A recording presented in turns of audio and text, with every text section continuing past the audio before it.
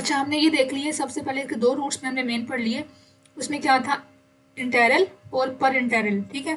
उसके बाद आगे था ना अदर्स। अब अदर्स में कौन कौन से आते हैं ये हम देखते हैं। इसमें क्या है, इनहेलेशनल रूट, ठीक है। उसके बाद है इंट्राथीकल या इंट्रावेंटिकुलर, ठीक है। उसके बाद है टॉपिकल, ट्रांसडर्मल और रेक्टल, ठीक है। ये आगे फर्दर जो इसकी अदर्स में कैटेगरीज आ रही हैं वो ये 5 कैटेगरीज हैं। सबसे पहले हम देखते हैं इनहेलेशनल। अब इनहेलेशनल जो है वो दो फॉर्म्स में, ओरल इनहेलेशनल है और नेजल प्रिपरेशंस है। ओरल मतलब कि हम ओरली जो है उसको, जो जो ड्रग्स होती है ना गैसेस फॉर्म में होती हैं, जैसे कि हमारे पास कुछ एनेस्थेटिक्स होती हैं, वो क्या होती हैं, गैसेस फॉर्म में होती हैं, ठीक है। एरोसोल फॉर्म में होते हैं, गैस पार्टिकल्स होते हैं। तो वो हम क्या करते हैं, इनहेलेशनल रूट के थ्रू देते हैं, ठीक है। और ये मोस्टली हम किसके लिए यूज़ करते हैं, जो रेस्पिरेटरी पेशेंट्स होते हैं ना, जैसे निमोनिया के हो गए या कोई भी अस्थमा का पेशेंट हो गया, तो हम आपको पता होगा कि आप देखे भी होंगे इनहेलर्स यूज़ करते हैं, ठीक है। उस इनहेलर्स के अंदर क्या होता है कि जो ड्रग हम डाल देते हैं और वो गैसेस की फॉर्म में जो पेशेंट जो है उसको एडमिनिस्टर हो रही होती है, ठीक है, उसको इनहेल कर रहा होता है। तो ये जो नोज के थ्रू देते हैं वो होती है नेजल प्रिपरेशन या नेजल इनहेलेशन, ठीक है। और जो माउथ के थ्रू हम दे रहे होते हैं उस गैसेस को या ड्रग को, तो वो क्या होती है, ओरल इनहेलेशन, ठीक है। इसके अलावा इसका एडवांटेज क्या है मेन, कि ये जो है ना रैपिड इसकी डिलीवरी होती है ड्रग की, ठीक है। क्योंकि हमें पता है कि जो ड्रग है वो इनहेलेशनल की फॉर्म में जा रही है, इनहेलेशन की फॉर्म में जा रही है, और ये कहाँ जाएगी, रेस्पिरेटरी ट्रैक्ट को क्रॉस करेगी, ठीक है। और ये रेस्पिरेटरी ट्रैक्ट का सरफेस एरिया बहुत लार्ज होता है, म्यूकस मेम्ब्रेन पता है हमें, वो होती है लार्ज एरिया उसका होता है, तो वो क्या होती है, रैपिड डिलीवरी हो जाती है और रैपिड इफेक्ट आ जाता है इसका, ठीक है। इसका हमें ये बेनिफिट होता है, ठीक हो गया। उसके बाद मैंने आपको बता दिया कि जो नोज के थ्रू होगी उसको हम कहेंगे नेजल इनहेलेशनल, और जो होगी ओरल फॉर्म में, माउथ की फॉर्म में, तो उसको हम कहेंगे ओरल प्रिपरेशन, ठीक है। इसके आगे हम देखें एडवांटेजेस और डिसएडवांटेजेस। तो टेबल में सबसे पहले हम देखिए इसका एडवांटेज क्या है। इसका जो मेन एडवांटेज वो मैंने आपको बता दिया कि क्या होता है, इसकी एब्जॉर्प्शन रैपिड होती है, क्योंकि इसमें जो म्यूकस मेम्ब्रेन है, रेस्पिरेटरी मेम्ब्रेन, वो क्या होती है, लार्ज उसका सरफेस एरिया होता है, तो उसकी जो एब्जॉर्प्शन है वो क्या होती है, रैपिड हो जाती है। तो इसका जो इफेक्ट है वो भी इमीडिएट आ जाता है, ठीक है। उसके अलावा जो गैसेस फॉर्म में ड्रग्स होती है उसके लिए ये रूट जो है वो आइडियल रूट है, ठीक है। वो बेस्ट रूट है, इनहेलेशनल रूट, ठीक है। और ये जो पेशेंट्स होते हैं रेस्पिरेटरी प्रॉब्लम्स के, निमोनिया के, अस्थमा के, रेस्पिरेटरी डिस्ट्रेस सिंड्रोम के, उसके लिए हम यूज़ करते हैं, ठीक है। उसके अलावा उसने कहा कि जो डोज है उसको हम टाइट्रेट कर भी सकते हैं और नहीं भी कर सकते, ठीक है।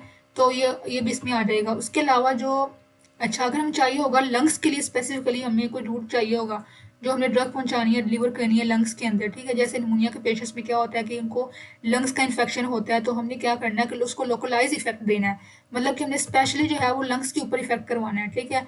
हमारा जो टारगेट है वो लंग्स हैं, तो हमने क्या करना है, इसको ये वाला रूट यूज़ करना है, ठीक है। उसके बाद क्या होती हैं कि इसके जो साइड इफेक्ट्स हैं वो कम आते हैं, सिस्टमिक साइड इफेक्ट्स बहुत कम आते हैं, ठीक है। मतलब कि जो ब्लड के इफेक्ट्स आते हैं, ब्लड के साइड इफेक्ट्स, ये हमारे पास होगी इसके एडवांटेजेस। उसके बाद अगर देखिए इसके डिसएडवांटेज कौन कौन से हैं, तो ये उसने कहा है कि ये हमारे पास जो ड्रग है ना कैन एंटर ब्रेन क्विकली, मतलब कि हमें पता है कि हमारा जो ये पूरा ऊपर वाला एरिया है, माउथ, नोज वगैरह, ठीक है, तो साथ हमारा ब्रेन पड़ा होता है, ठीक है। तो ये ब्लड जो ड्रग है वो ट्रेवल कर सकती है ब्रेन की तरफ, ठीक है। तो जो ड्रग है वो क्या करेगी, ब्रेन को क्रॉस, ब्रेन के पास चली जाएगी, ठीक है। और ये जो एक एडिक्टिव जो है ना वो क्या रिस्पॉन्स जनरेट करेगी, ठीक है। मतलब कि ब्रेन को भी इफेक्ट कर सकती है ड्रग, ठीक है। उसके बाद क्या है कि इसकी जो डोज को रेगुलेट करना बहुत मुश्किल होता है, ठीक है। कि पेशेंट को पता नहीं होता कि अब ज़्यादा लेनी है कम लेनी है, जो कभी उसको ज़्यादा भी इफेक्ट आ रहा होता है, कभी इसको कम भी इफेक्ट आ रहा होता है, ठीक है। तो वो इसको रेगुलेट करना मुश्किल होता है, ठीक है, ड्रग को। उसके अलावा जो इनहेलर्स यूज़ करते हैं पेशेंट्स को डिफिकल्टी होती है इनहेलर्स को यूज़ करते हुए, ठीक है। कुछ पेशेंट्स को नहीं पता होता इसको कैसे ऑपरेट करना है, कैसे इसको यूज़ करना है, ठीक है। तो ये भी इसको डिफिकल्टी उसको पेश आती है, ठीक है, पेशेंट्स को ये यूज़ करते हुए। इसकी एग्जांपल हम देखें तो हमारे पास क्या है, एल्बिट्रोल, ये इसकी मोस्ट कॉमन एग्जांपल है जो कि हम यूज़ करते हैं रेस्पिरेटरी पेशेंट्स के लिए, ठीक है, एल्बिट्रोल। उसके अलावा नेक्स्ट हमारे पास क्या है, टॉपिकल। अब टॉपिकल हमारे पास क्या होता है कि जो हम सरफेस एरिया पे अप्लाई कर रहे होते हैं, ठीक है, सरफेस के ऊपर अप्लाई कर रहे होते हैं। अब सरफेस कोई भी हो सकती है, जैसे स्किन की है, आई के ऊपर कर रहे हैं, ठीक है, इंट्रावाजाइनल कर रहे हैं, इंट्रानेजल दे रहे हैं, ठीक है। तो ये हमारे पास क्या है, टॉपिकल फॉर्म्स हैं। इसमें हम लोकल इफेक्ट चाहते हैं, मतलब हम स्पेसिफिकली उसी एरिया या उसी ऑर्गन के ऊपर इफेक्ट चाहते हैं, तो हम क्या, कौन सा रूट यूज़ करते हैं, टॉपिकल रूट यूज़ करते हैं, ठीक है। और इसमें ये हमारे पास क्या होता है, ईजी होता है पेशेंट्स के लिए यूज़ करना। क्या मतलब, क्या करना है, सिंपल कोई भी ट्यूब होती है या कोई भी जेल होती है वो उसने सिंपल निकालनी है, उसको अप्लाई कर देना बस, ठीक है। तो ये ईजी होता है, ईजी टू यूज़ होता है पेशेंट्स के लिए, ठीक है। और इसके डिसएडवांटेज क्या क्या होते हैं कि ये हमारे पास क्या है, अगर हमारे पास हाई मालिकुलर वेट की ड्रग है ना, कोई ड्रग है इसका हाई मालिकुलर वेट है, तो ये उसके लिए अनसूटेबल है, ठीक है। और इसकी एग्जांपल हम देखें तो हमारे पास क्या है, हाइड्रोकोर्टिसोन जो क्रीम्स होती हैं जो हम यूज़ करते हैं मोस्टली, ठीक है। फेशियल क्रीम्स होती हैं कुछ, ठीक है। तो ये क्या होते हैं हमारे पास, टॉपिकल रूट्स के थ्रू हम दे रहे होते हैं, ठीक है। इस तरह हमारे पास आई ड्रॉप्स होते हैं, ये भी हमारे पास क्या है, टॉपिकल रूट के थ्रू हम देते हैं। उसके बाद हमारे पास है ट्रांसडर्मल। अब ट्रांसडर्मल क्या है, ये पैचेज आते हैं जो कि हम डायरेक्टली अप्लाई कर देते हैं, जो हमारा जहाँ पे भी इशू होता है, ठीक है। तो वो ड्रग जो है वो इजीली अब्जॉर्ब हो जाती है वहाँ से, उस एरिया से, ठीक है। तो इसमें भी क्या होता है, हमारा जो फर्स्ट पास इफेक्ट है वो नहीं होता, बाय पास हो जाता है इसमें, ठीक है, क्योंकि डायरेक्टली जो है वो ड्रग अब्जॉर्ब हो रही होती है उस पैच के थ्रू, ठीक है। उसके बाद ये भी कन्वीनियंट है, पेनलेस होती है, इसमें कोई पेन नहीं होती, ठीक है। उसके अलावा जो ड्रग्स होती हैं लिपोफिलिक होती हैं, जैसे कि लिपिड सोलबल होती हैं, ये उनके लिए ज़्यादा सूटेबल है, ठीक है, आइडियल है ये वाला रूट, ठीक है। उसके बाद ये जो ड्रग्स होती हैं that are quickly eliminated from the body, ठीक है। तो ये उनके लिए भी ड्रग्स, उन ड्रग्स के लिए भी आइडियल रूट है जो कि इजीली बॉडी से एलिमिनेट हो जाती हैं। उसके बाद इसका अगर हम देखें इसके डिसएडवांटेज कौन कौन से होते हैं, तो सबसे पहले क्या है कि कुछ पेशेंट जो है वो एलर्जिक होते हैं पैचेस से, ठीक है। तो उनको क्या होती है, इरिटेशन हो जाती है, एलर्जिक रिएक्शंस उनको शो होते हैं, ठीक है। उसके अलावा जो कुछ ड्रग्स होती है ना, वो होती हैं लिपोफिलिक होती हैं, कुछ होती हैं हाइड्रोफिलिक, ठीक है। तो जो ड्रग हमारे पास लिपोफिलिक होती है ना, वो सिर्फ हम यूज़ कर सकते हैं इसके अंदर, ठीक है। इस रूट के थ्रू सिर्फ हम लिपोफिलिक जो ड्रग्स होती हैं, लिपिड सोलबल होती हैं, बस वही यूज़ कर सकते हैं। जो हाइड्रोफिलिक है वो हम यूज़ नहीं कर सकते, मतलब जो वाटर सोलबल होती है ना, वो ड्रग्स इसमें हम यूज़ नहीं कर सकते, ठीक है।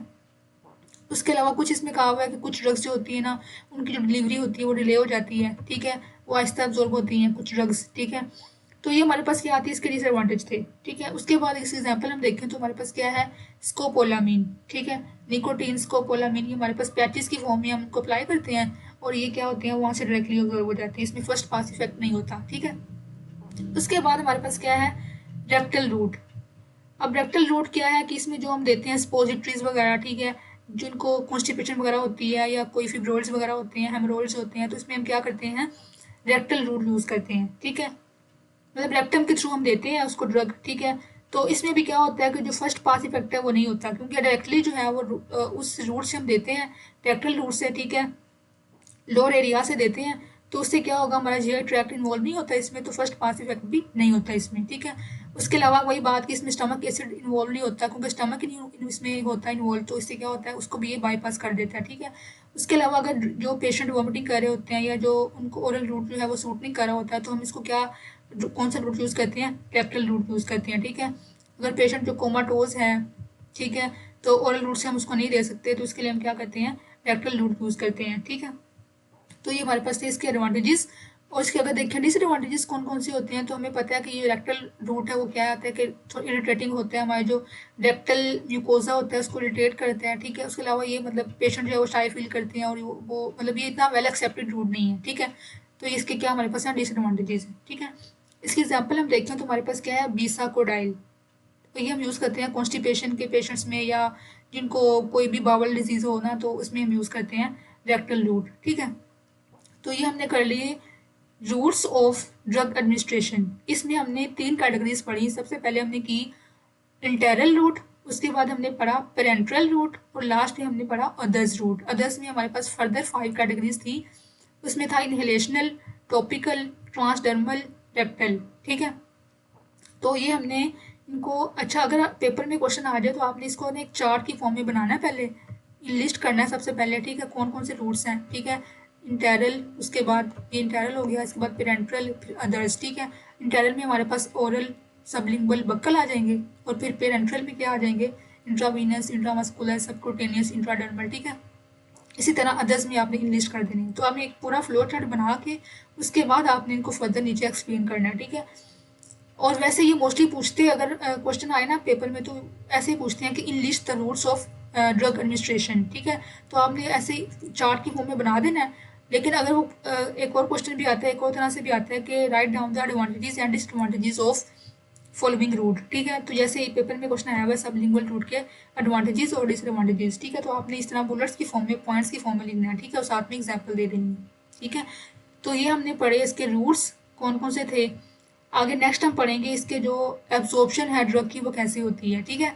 मैंने आपको बताया कि जो हमारे पास मेजर 4 प्रोसेसेस थे ना इस चैप्टर के अंदर, एब्जॉर्प्शन, डिस्ट्रीब्यूशन, मेटाबॉलिज्म, एलिमिनेशन, ये चारों को हमने आगे एक्सप्लेन करना है, ठीक है। अभी हमने सबसे पहले इसको पढ़ा एडमिनिस्ट्रेशन के रूल्स, आगे हम पढ़ेंगे एब्जॉर्प्शन कैसे होती है, इसके प्रोसेसेस कौन कौन से होते हैं, ठीक है। तो आज का लेक्चर इतना ही था। अब आपको कोई क्वेश्चन हो या फिर कुछ पूछना हो तो आप ग्रुप में मुझसे पूछ सकते हैं। ओके, अल्लाह हाफिज़।